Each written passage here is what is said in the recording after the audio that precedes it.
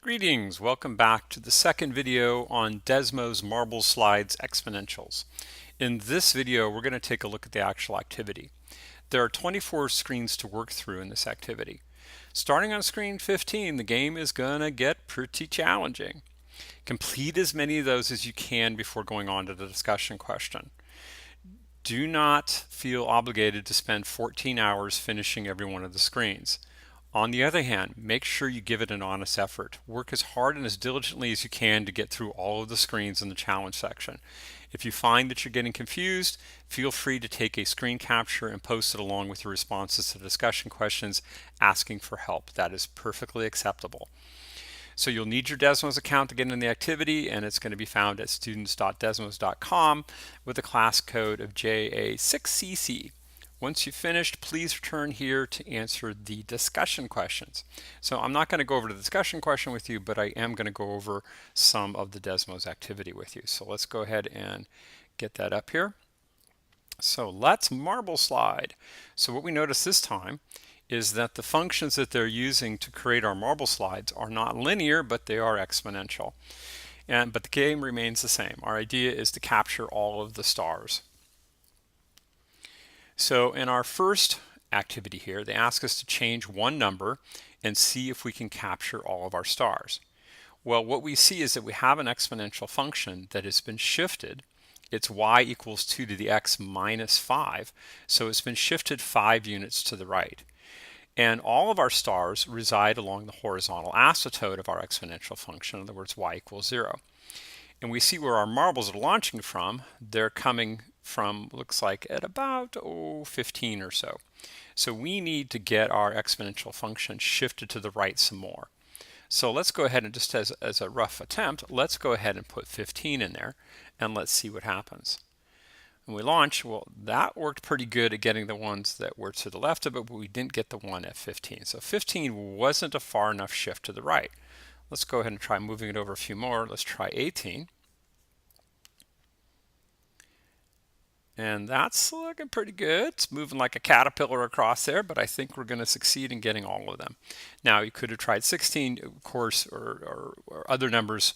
Keep in mind that these challenge screens, that not all of the answers are going to be the same as they will be with the fix-its. Okay, let's try the next one. Just remember that's how you reset in case you get all buggered up. Okay, so now they want us to change two numbers. So we're going to have to change not only the position of our function, but also its domains. And remember, the curly braces give you the domain there. Well, we have 2 to the x minus 1, which means they've taken our exponential function 2 to the x and they've shifted it down by 1 unit.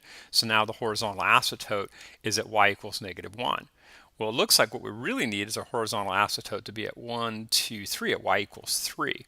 So let's go ahead and shift this back up to put in a plus 3 here.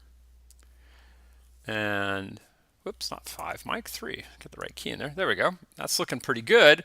But the problem is, as we notice, if we launch here, we're not going to get them all because we need to come off further to the left. So we need to have it bigger than negative 7. Looks like if we go to negative 16, we're going to be covering pretty good there. Yep, that looks great. Let's go ahead and launch them. And voila, we have some success, don't we? Okay. Looking good. All right, let's go to fix-it number 3. It says change one number below to fix how the marbles go. All right, so far, let's back up just so you can see it's kind of a pattern here with our 3 fix-its that we've done so far. In the first one, we changed our horizontal shift. So notice that the value was, the number was changed up in the exponential position, and that changed our horizontal shift. In the second one, we changed the number that was being added to our exponential, and that gave us a vertical shift. And now what we're going to talk about is what happens with the exponential base. In other words, they only want us to change one number, and recall that the base changes the shape of the function. So for example, if I put in 2 to the x here, or if I put in 1.5 to the x, notice that it's changing the shape of my function. I think I just got to keep going there. Let's try, wow, 1.1 seems to work pretty well. And look at that, I still have an exponential growth curve. It's just growing really slowly as compared y equals to 3 to the x. Okay, so Fix it number 4. Same thing, we got to change the base, but we have an exponential growth curve, and looking at the way my stars are set up here, it looks like we need an exponential decay curve. So just thinking out of that they're going to be kind to us, let's put in a 1 divided by 3. Yeah, look at that. That almost worked. Oh, 1 divided by 4 didn't work. 1 divided by 3 I think is going to work. There we go. So if I do 1 divided by 3 and I click launch, voila, it worked really well, didn't it, right? Now, I could have put in 1 divided by 2 and I think that would have worked also. Let's see. So keep in mind that there are not unique solutions to many of the challenges. Just as long as you cleared them all, you win, okay? All right, so now they want us to predict the following. So if we change the -3 to a +3 in the lower equation, what would happen to the graph? Now, they want us to explain in words here. This is very similar to what you're going to have to do in your actual discussion question. So it's going to raise the graph 3 units above the x-axis. Okay, and what that also is going to do is it's going to shift that horizontal asymptote up to y equals +3 also. So y equals 3 will be h asm. You can abbreviate h horizontal asymptote as h asm, or some other times you'll see it abbreviated as ha also. Okay, and then submit that so everybody can see your glorious response. That'll be awesome. Okay, so there's a couple more predictions that you need to take care of. I want you to go through those on your own with the verifies afterwards. So there's predictions and verifies. Make sure you can do those. Again, if you have issues with any of those, please do not be shy about posting questions. Okay, so once you've finished all of those, then you get into the actual challenge screens. So let's take a look at the first challenge screen here, challenge slide number 1. If we just go ahead and launch, we see, well, it looks like it would have worked really well like the first one, but the problem appears to be that we need the domain restrictions in the lower ones. So let's go ahead and do that. So in our second function here, it looks like we want x to be, let's say, greater than -8.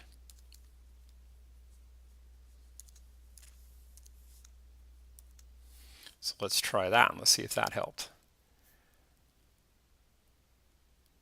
Looking pretty good. Look at these little marbles go. So much fun. Yes, one more time. We got to do the same thing to our third function here. Looks like we need to do something about shoring up its domain a little bit. In other words, we need to make x be, let's make it less than 8. I think that's going to work pretty well. Okay, and let's try that. Let's see what happens if we launch there. I'm pretty confident that I've got them all here. Oh, nope, got too fast, launched them all off screen first. So I guess I was not being as far back as I needed to go. Let's go with, let's say 5. Let's try that.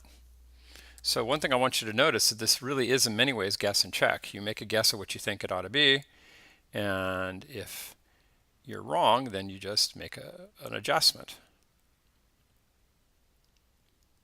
Oh, come on, guys. You got to come back. Oh, I'll go all the way back to, let's try 3 this time. I'm going to get it yet here.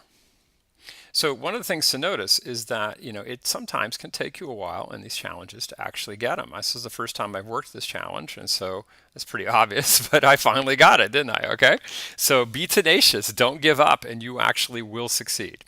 Okay, any further questions, please do not be shy about posting to the discussion board, or if you need some individual one-on-one help, you can send me a message and we can do some time in an office hour.